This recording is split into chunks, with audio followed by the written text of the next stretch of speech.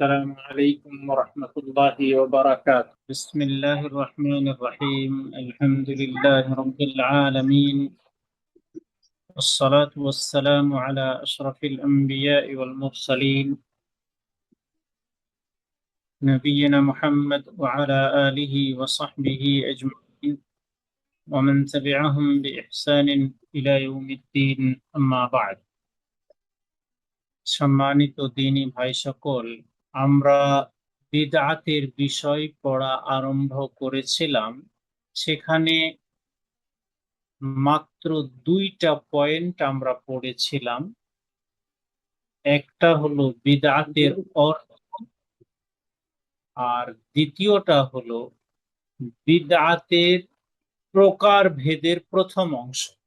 আমরা বলেছিলাম বা জেনেছিলাম যে বিদআত শব্দের শাব্দিক অর্থ হলো প্রথমবার নতুন আবিষ্কার, এবং শব্দের ইসলামিক অর্থ দ্বীন ইসলাম মনে করে নেকি পাওয়ার আশায় কোনো কাজ করা, যে কাজের দলিল প্রমাণ কোরআন ও হাদিসের মধ্যে নেই, এটা হলো বিদআত। তারপরে আমরা বিদআতের 2টা প্রকার পড়েছিলাম। যে একটা প্রকার হলো দুনিয়ার বিদআত। দুনিয়াতে যত কিছু নতুন নতুন আবিষ্কার হচ্ছে, পাওয়া যাচ্ছে, আসছে, যেমন টেলিফোন, মোবাইল, জাহাজ, ট্রেন, বাস, কম্পিউটার ইত্যাদি ইত্যাদি, এগুলো নতুন আসছে। তো যেগুলো দুনিয়ার বিদআত, দুনিয়ার ভেতরে যেগুলো নতুন আবিষ্কার, এইগুলো ব্যবহার করা, এইগুলো থেকে উপকৃত হওয়া, এটা জায়েজ এবং বৈধ। দ্বিতীয় প্রকার হচ্ছে দ্বীন ইসলামের মধ্যে কোনো নতুন আবিষ্কার। তো এর উত্তর হলো যে দ্বীন ইসলামের মধ্যে যদি কোনো নতুন আবিষ্কার করা হয়, নতুন কিছু নিয়ম পদ্ধতি নিয়ে আসা হয়, তাহলে সেটা হলো নাজায়েজ, অবৈধ, হারাম। এই দুটো আমরা পড়েছিলাম। দুনিয়া বিদআত জায়েজ, দ্বীনের বিদআত হারাম। এটা হলো সার কথা, যেগুলো আমরা পড়ে নিয়েছি। আজকে আমরা যে বিষয়টা পড়ব সেটা কিন্তু এই যে একটু আগে যেটা বললাম বা গত সপ্তাহে বলেছিলাম, দ্বীনের মধ্যে বিদআত, দ্বীন ইসলামের ভেতরে বিদআত। তো দ্বীন ইসলামের ভেতরে বিদআত, এক কথায় আমি বললাম যে হারাম, কিন্তু দ্বীন ইসলামের ভেতরে বিদআত গুলো হয় কিভাবে, কোন কোন পদ্ধতিতে বিদআত গুলো হতে পারে, এইগুলো এক একটা প্রকার হিসেবে আপনাদের নোটে বয়ান করেছে। সেটা আমরা একটু পরে নোট থেকে পড়ব, তবে ওর ছকটা আমি আপনাদের সামনে রাখার চেষ্টা করছি। দেখুন, দ্বীন ইসলামের মধ্যে প্রথমত বিদআত দুই ধরনের হয়। প্রথমত দুই ধরনের, একটা হয় মনের ভেতরে, আর একটা হয় কাজের ভেতরে। দুটো আলাদা আলাদা জিনিস না? একটা হলো মন, হৃদয়, অন্তর, আকীদা, এখানে হয় একটা বিদআত। আর একটা বিদআত হয় আমাদের চলাফেরা, কাজকর্ম, ইবাদত ইত্যাদি। আচ্ছা, তো মনের ভেতরে যে বিদআত হয়, যেটাকে বলা হচ্ছে আকীদা সংক্রান্ত বিদআত বা আকীদাগত বিদআত। আকীদার বিদআত এর একটা উদাহরণ আপনাদের নোটে দেওয়া আছে। সেই উদাহরণটা কিন্তু বুঝতে একটু সময় লাগবে, আর আমি আপনাদেরকে বুঝিয়ে তুলতে পারবো কিনা ঠিক না, বলতে পারছি না আমি। তবে চেষ্টা করবো ইনশাআল্লাহ। সেটা হলো মনের বিদআত কেমন। একটা আমি আগেই বললাম যে একটা হলো মনের বিদআত আর একটা হলো কাজের বিদআত। তো যেটা মনের বিদআত এর একটা উদাহরণ আপনাদেরকে দিই। উদাহরণটা হলো এই, কোরআন। কোরআন আছে, জি একটা হাসির কথা বলি আপনাদেরকে এই উদাহরণটা দেওয়ার আগে বা উদাহরণটা বুঝার আগে। হাসির কথা হয়তো বলাটা খুব একটা উচিত না, কিন্তু তারপরেও আমি উদাহরণ উদাহরণটাকে স্পষ্ট করার জন্য বলছি যে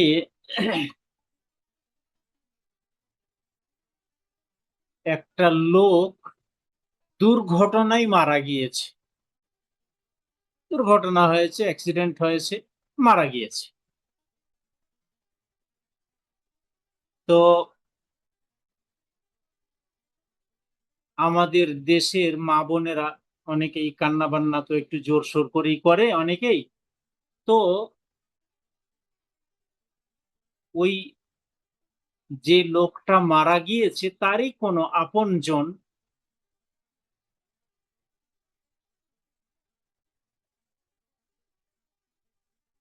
এই বলে কান্না করছে যে মারা গিয়েছে গিয়েছে, কিন্তু চোখটা তো ভাই ভালো হয়ে আছে, চোখটা তো বেঁচেছে। এই জন্য আমি হাসির কথা বলছি আপনাকে আর কি। জি আচ্ছা,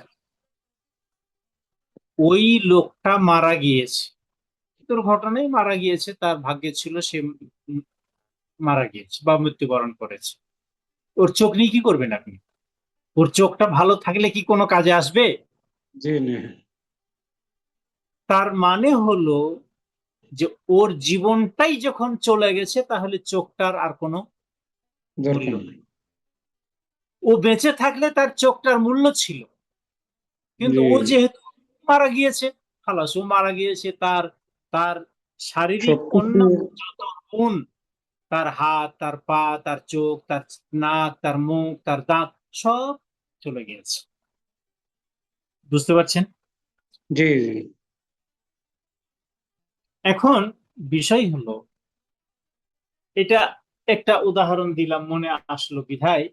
এরপরে এবারে আপনাদেরকে বলি যে কোরআন, এই কোরআনের উদাহরণটা আপনাকে দিয়েছিলাম। কোরআন, কোরআনের ভেতরে যে কথাগুলো উল্লেখ আছে, এই কথাগুলো কার? আল্লাহ কথাগুলো আল্লাহ, তাই না? জি এটা একটা মৌলিক নীতি যে কথা কার? কালামুল্লাহ, আল্লাহর কথা, কথা আল্লাহর কালাম। আচ্ছা, এরপরে আসেন যে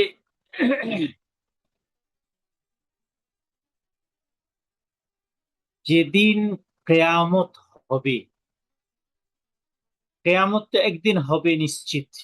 জি জি যেদিন কেয়ামত হবে, আল্লাহ ইসরাফিল আলাইহিস সালামকে দায়িত্ব দিয়েছেন। উনি বাঁশি নিয়ে বসে আছেন, সুর নিয়ে বসে আছেন, বাঁশি নিয়ে বসে আছেন। আল্লাহর যেদিন হুকুম হবে, উনি সেই বাঁশিতে ফুৎকার দেবেন, আর বিশ্বের সমস্ত সৃষ্টি মারা যাবে, শেষ, সব মারা যাবে।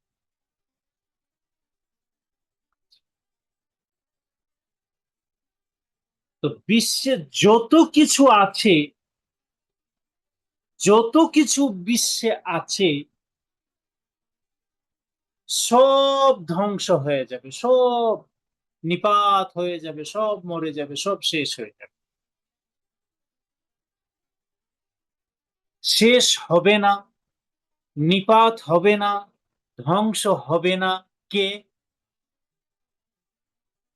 আল্লাহর কালাম আল্লাহ। আল্লাহ, আগে বললেন আল্লাহ, আল্লাহ আল্লাহ রাইট পরের পয়েন্ট আসছে, আপনার উত্তরটা ঠিক আছে, কিন্তু এরপরে আছে আল্লাহ কি ধ্বংস হবেন? জি নাউজুবিল্লাহ। না, না, আল্লাহ ধ্বংস হবে না। ইয়াবকা ওয়াজহু রাব্বিকা যুল জালালি ওয়াল ইকরাম, কুল্লু শাইইন হালিকুন ইল্লা ওয়াজহা। সব ধ্বংস হবে আল্লাহ ছাড়া। জি। আল্লাহ ছাড়া সবই ধ্বংস হয়ে যাবে। আচ্ছা, এই আচ্ছা, কোরআনটা আল্লাহ, ফুৎকার কি কোরআনটা একটাই আল্লাহ, দিবে না? একটা জি, ফুৎকারে এটা বাঁশি দ্বিতীয় যখন ফুঁ ফুৎকার। দিবে। না, হ্যাঁ, প্রথমবার যখন ফুৎকার দেবেন তখন জি। মানুষ মরে যাবে, দ্বিতীয়বার যখন ফুৎকার দিবেন তখন সবাই জীবিত হয়ে উঠবে। আচ্ছা। আচ্ছা, এখন এই নিয়ে একটু মতভেদ আছে। আপনি হয়তো যে পয়েন্টের দিকে ইঙ্গিত করতে চাচ্ছেন যে এক ফুৎকারে মরবে নাকি দুই ফুৎকারে মরবেন, জি, এই জি, নিয়ে মতভেদ আছে আর কি। তো যাই হোক, আমি সেদিকে যাচ্ছি না। মোট কথা হলো, সার সংক্ষেপ, একবার ফুৎকার দিলে মরে যাবে, দ্বিতীয়বার ফুৎকার দিলে সবাই উঠে যাবেন। আচ্ছা, যে কথাটা আমি আপনাদেরকে বোঝাতে চাইছিলাম সেটা হলো যে কোরআন এটা তো আল্লাহর একটা গুণ, কথা আল্লাহর একটা গুণ। জি, তাহলে আল্লাহ ধ্বংস হবেন না, আল্লাহ কি বলে হালাক হবেন না, সব হালাক হয়ে যাবে, সব ধ্বংস হয়ে যাবে, কিন্তু আল্লাহ হবেন না। তা আল্লাহ যদি ধ্বংস না হন, তো আল্লাহর গুণটা কি ধ্বংস হবে? জি না, আল নাউজুবিল্লাহ, এটা মানে শুধু বুঝার জন্য বলছি। আল্লাহ ধ্বংস হবেন না, তো আল্লাহর চোখ ধ্বংস হবে? জি না, তো ঠিক বিষয়টা হচ্ছে যে আল্লাহ ধ্বংস হবেন না, তাহলে আল্লাহ যেহেতু ধ্বংস হবেন না, তাহলে আল্লাহর কথাও ধ্বংস হবে না। জি, তাহলে এই কোরআনটা হচ্ছে আল্লাহর একটা গুণ, আল্লাহর একটা গুণ। গুণ। আল্লাহ যেমন ধ্বংস হবেন না, আল্লাহর গুণও ধ্বংস হবে না। জি, এটা হলো আসল কথা, এটা হলো অরিজিনাল কথা, জি, এটা হলো সঠিক কথা। কিন্তু বিশ্বে কিছু ভ্রান্ত দল জন্ম নিয়েছে, যেমন জাহমিয়া, মুআতাজিলা, রাফেদা, আর আর বিভিন্ন ভ্রান্ত দল। ওরা বলছে কি যে কোরআন, আমরা যেমন আল্লাহর এক সৃষ্টি, কোরআনটাও আল্লাহর এক সৃষ্টি, তাহলে যেমন আমরা ধ্বংস হব তেমন কোরআনও ধ্বংস হবে। না, এটা ঠিক না। তাদের আকীদা হলো যে বিশ্বের সবাই ধ্বংস হবে, আর কোরআন এটা যেহেতু আল্লাহর এক সৃষ্টি বিধায় এটাও ধ্বংস হবে। এই কথাটা তাদের মনের কথা, তাদের এটা আকীদা, বিশ্বাস, এটাও একটা মনের ভেতরে বিদআত,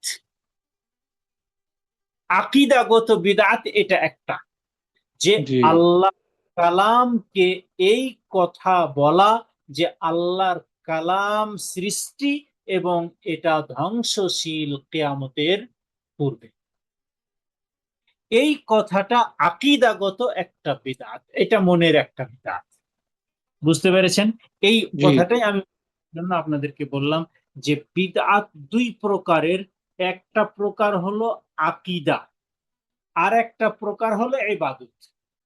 তো আকীদাগত বিদআতের একটা উদাহরণ পেলেন, এটা যথেষ্ট আশা করে। আচ্ছা, জি, জি, এর পরে ইবাদত বা কাজ, কাজের ভিতরে বিদআত। এই কাজের ভিতরে বিদআত, এটা আবার চার ধরনের হতে পারে। সবই বিদআত, কিন্তু শুধু জি, বুঝার জন্য আলাদা আলাদা করে বুঝিয়ে বলছে। চার ধরনের হতে পারে।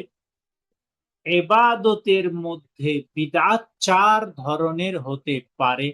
এক, এক নম্বর বলছে যে এক নম্বর বিদআত হলো এমন বিদআত যে দ্বীন ইসলামের মধ্যে এমন কোন জিনিস সংযোজন করা যেটা মূলতই নাই, ওর মূলই নাই। জি, যেমন 5 ওয়াক্তের নামাজ, আমাদের মূল হচ্ছে কটা? 5টা। বাস। আচ্ছা, কেউ যদি বলে যে 5 ওয়াক্তের নামাজ এই ফজর থেকে জোহর পর্যন্ত একটা দীর্ঘ সময়, মধ্যেখানে একটা সকাল 8টায় একটা নামাজ বাড়াই দিই, চলবে না, এটা চলবে? বেদাত। এটা মূলের মধ্যে সংযোজন, এর মূলই নাই। নামাজ জি, 5টা, 5টা, 5 সংখ্যা, আর এটা 4ও হবে না, 6ও হবে না। হবে না। তাহলে মূল দিন ইসলামের মূলের মধ্যে কোনো সংযোজন, হজ একটা, বছরে হজ 2টো করা যাবে না, জি, মূলে বাড়ানো মূ- যাবে না। মূলই নেই। রমজান মাস, রোজা একবার মাসে, বছরে একটাই মাস হবে, দ্বিতীয় মাস আর রোজা হবে না। তাহলে জি, মূল এর মধ্যে কোনো নতুন সংযোজন যদি করা হয়, তাহলে এটা হবে মূল এর ভেতরে বিদাত। একটা পয়েন্ট বুঝতে পারলেন? জি, জি, উদাহরণস্বরূপ দ্বিতীয় দ্বিতীয় হচ্ছে যে মূল আছে, মূল আছে, কিন্তু ওই মূলের ভেতরে, মূলটা পাওয়া যাচ্ছে কিন্তু মূলের ভেতরে কিছু বৃদ্ধি করা। যেমন জোহরের নামাজ, জোহরের নামাজ তো আছে, জুমার জি, নামাজ, জি, জুমার নামাজ আছে। আচ্ছা, আস, জুমার নামাজ কয় রাকাত? 2 রাকাত। জুমার নামাজ 2 রাকাত, তো নামাজ তো আছে। এখন জি, কেউ যদি বলে যে আরে সারা বছর জোহরের নামাজ 4 রাকাত পড়লাম, পুরো সপ্তাহ ধরে জোহরের নামাজ 4 রাকাত পড়লাম, জুমার দিনে এই 2 রাকাত কেন? আজকেও 4 রাকাত পড়লে অসুবিধা কি? জি, এই যে 4 রাকাত যদি কেউ এটাকে করতে চায়, তাহলে এই 2 রাকাত যেটা উদ্বৃত্ত অ্যাড করলো, এটা হলো বিদআত। বেদাত। 2 কিন্তু আছে অলরেডি, জি, জুমার নামাজের ভিত্তি আছে অলরেডি, কিন্তু জুমার নামাজের ভিত্তি থাকলে ওর সংখ্যা আছে 2, কেউ যদি ওটাকে 3, 4 কিছু করতে চায়, তাহলে এই বাড়তিটা হলো বিদআত। বেদাত। তাহলে 2টা বুঝতে পারলেন? জি, জি, ইবাদত মূল এর ভেতরে কিছু বাড়ানো, আর মূল আছে কিন্তু ওর সংখ্যায় কিছু বৃদ্ধি সাধন করা, এটা একটা বিদআত। জি, 3 নম্বর হচ্ছে নিয়ম পদ্ধতি চেঞ্জ করা বা নতুন নিয়ম করা। যেমন এর উদাহরণ দিয়ে আপনাকে, যে আল্লাহর নবীর প্রতি দরুদ পড়ার হুকুম আছে না নাই? জি, আছে। আছে, আছে। তা আল্লাহর নবীর প্রতি দরুদ পড়ার হুকুম আছে, কিন্তু দরুদটা পড়তে হবে কেমন করে? যেমন আমার নবী শিখিয়ে দিয়েছেন, চলতে ফিরতে, উঠতে বসতে, নামাজের আগে পরে, যখন যখন তার সময় আছে তোমরা পড়ো। দরুদ ইব্রাহিমী শিখিয়ে দিয়েছেন সাল্লাল্লাহু আলাইহি ওয়াসাল্লাম, শর্টকাটে আছে আল্লাহুম্মা সাল্লি আলা মুহাম্মদ ওয়া আলা আলি মুহাম্মদ কামা সাল্লাইতা আলা ইব্রাহিম আলা আলি ইব্রাহিম ইন্নাকা হামিদুম মাজিদ আছে। তো যেটা আছে সেটা পড়ো। আচ্ছা, এখন মানুষ আল্লাহর নবীর মহব্বতের দাবি করে কোন কোন ফরজ নামাজের পরে মসজিদে ঘোষণা দিল, এখন সবাই আপনারা বসে যাবেন, নবীর প্রতি আমরা যৌথভাবে মিলিতভাবে দরুদ পাঠ করব। হ্যাঁ, সবাই বলেন ইয়া নবী সালাম আলাইকুম।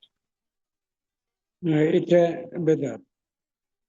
দরুদ আছে, জি, দরুদ কিন্তু পড়ার হুকুম আছে, কিন্তু এই যে সম- যৌথভাবে জমায়েত সম্মিলিত। ভাবে হুম, একসঙ্গে পড়া, এই তরিকাটা হচ্ছে বিদআত। বেদাত। অনুরূপ আমাদের সমাজে, আমাদের সমাজে যেমন হয়ে থাকে জিকির, অনেকে জিকির করে। জি, আপনারা বাস্তবে দেখেছেন কিনা জানি না, আমি ইউটিউবে দেখেছি যে জিকির করতে করতে লাফাইতে লাফাইতে চালের উপরে, জি, এই কাপড় চেয়ার, খুলে যায়। চেয়ার থেকে টেবিল, টেবিল থেকে এবার ছাদের উপরে পর্যন্ত লাফাইতে লাফাইতে একেবারে, এই জিকির। জিকির করার কথা আছে, সুবহানাল্লাহ, আলহামদুলিল্লাহ, লা ইলাহা ইল্লাল্লাহ, লা হাওলা ওয়ালা কুওয়াতা ইল্লা বিল্লাহ, আল্লাহু আকবার। আপনি 24 ঘন্টা পড়েন, কোনো বাধা নাই। জি কিন্তু হু হা করতে করতে এই পদ্ধতি, আবার সবাই জমায়েত ভাবে সবাই তসবিহ নিয়ে, এই পদ্ধতি তো আমার নবীর পদ্ধতি না। জি তাহলে এই এবাদত আছে, কিন্তু এই এবাদতের পদ্ধতিটাকে নতুন আকারে করা, এটা একটা বিদআত। হুম, চতুর্থ, তিনটে তো বললাম, চতুর্থ প্রকার হচ্ছে, চতুর্থ প্রকার বিদআত হচ্ছে যে কোন ইবাদত এমন নির্ধারিত সময়ে করা, যে সময়টা ইসলাম নির্ধারিত করে নাই। যেমন, যেমন এর উদাহরণ হলো, যেমন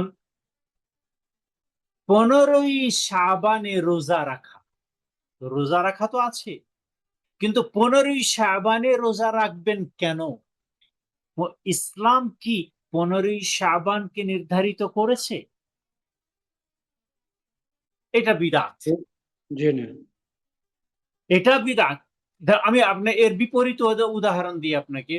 আপনি সপ্তাহে প্রতি সোমবারে রোজা রাখতে পারেন। আপনি সোমবারটাকে ফিক্স কেন করলেন? এই জন্য যে নবী থেকে প্রমাণ আছে। আচ্ছা, প্রতি বৃহস্পতিবারে আপনি রোজা রাখতে পারেন কেন?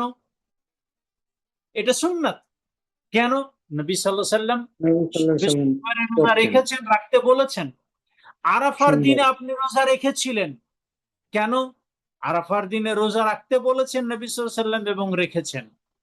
আশুরা, আগামীতে আশুরা 1 মাস পরে আসতেছে প্রায়, আপনি আশুরার দিনে রোজা রাখবেন কেন? এই জন্য রোজা রাখবেন যে আশুরার দিন নবী রোজা রেখেছেন এবং রাখতে বলেছেন। কিন্তু 15ই শাবানে আপনি রোজা রাখবেন, এই 15ই শাবানের তারিখটাকে আপনি কেন নির্ধারিত করলেন?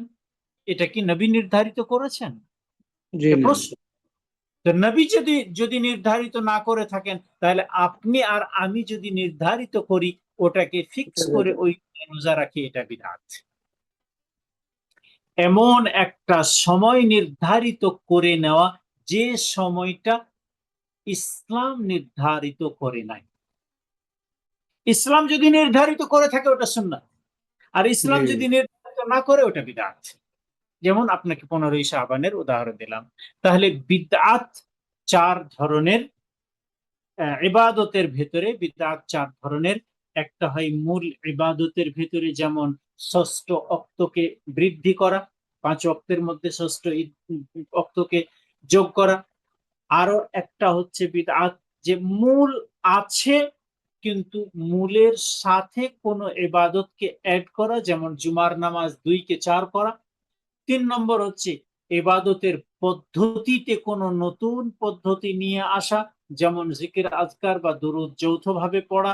4 নম্বর, কোনো এমন সময় নির্ধারিত করা, যে সময় ইসলাম নির্ধারিত করে নাই, যেমন 15ই শাবানে রোজা রাখা। এই হচ্ছে জি ইবাদতের মধ্যে বিদআতের ধরন। 4 ধরনের বিদআত তার সাধারণত হতে পারে, উলামায়ে কেরাম এই 4টা উল্লেখ করেছেন। তাহলে আমি এই নোট থেকে পড়তে চেয়েছিলাম, কিন্তু পড়তে পারলাম না। তবে এই কথা কটাই আপনাদের নোটে আছে, সময় জি সুযোগ হলে আপনারা পড়ে নেবেন। আল্লাহু তাআলা আ'লাম। ওয়া সাল্লাল্লাহু আলা নবিয়িনা মুহাম্মদ। সময় অবশ্যই একটু আছে আপনাদের, কিন্তু যেহেতু আজান হয়ে গেল, আজান হচ্ছে বিশ্বাস আছেন, তো আমরা জামাত ধর্ম হিসেবে আমরা জামাতে চলে যাচ্ছি। শেখ তো পরীক্ষার ইয়েটা কি জানাবে আগে পরীক্ষা আপনাদের হবে, মানে 6ই জুন থেকে পরীক্ষা স্টার্ট। না, 6ই জুন বলছি, আহ, উম, জুলাই না না, জুন মাসের 21 থেকে পরীক্ষা স্টার্ট। তাহলে আচ্ছা আপনাদের মানে 21টা পড়বে রবিবার। তাহলে রবি, সোম, মঙ্গল, বুধ, বৃহস্পতি, শুক্র, 21, 22, 23, 24, 25 25, 26 26। সাম- 26 তারিখে আপনাদের পরীক্ষা হবে ইনশাআল্লাহ। আচ্ছা তাহলে আজকে হচ্ছে 5 তারিখ। তাহলে জি মধ্যেখানে আপনাদের 2টা ক্লাস আছে, 3টা জি ক্লাসে গিয়ে পরীক্ষা হবে। এটা 5, 5-এর পরে পড়বে 7, 7-এর পর্বে পড়বে 19। এই 7 আর কি বলে যে 12 আর 19, এই 2টা ক্লাস হবে, আর 26-এ পরীক্ষা হবে ইনশাআল্লাহ। জি জাযাকাল্লাহ খাইর। ওয়াইয়াকুম, বারাকাল্লাহ। আসসালামু আলাইকুম। আসসালাম।